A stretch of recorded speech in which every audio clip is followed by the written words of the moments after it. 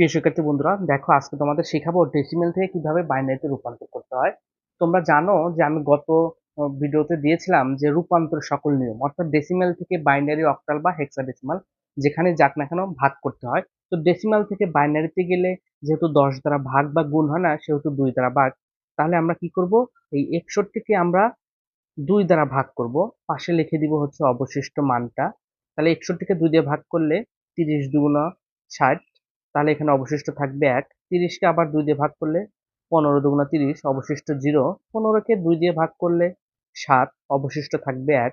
7কে 2 দিয়ে ভাগ করলে 3, অবশিষ্ট থাকবে 1। 3কে 2 দিয়ে ভাগ করলে একবার যাবে, অবশিষ্ট থাকবে 1। 1কে আবার 2 দিয়ে ভাগ করলে যেহেতু যায় না, তাহলে এখানে হবে 0, এই একটা থাকবে অবশিষ্ট। অ্যান্সারটা হবে নিচে থেকে উপরে। তাহলে অতএব আমাদের অ্যান্সার দাঁড়ালো হচ্ছে 4টা 1, 0, 1। এটা হচ্ছে আমাদের বাইনারি মান, ঠিক আছে।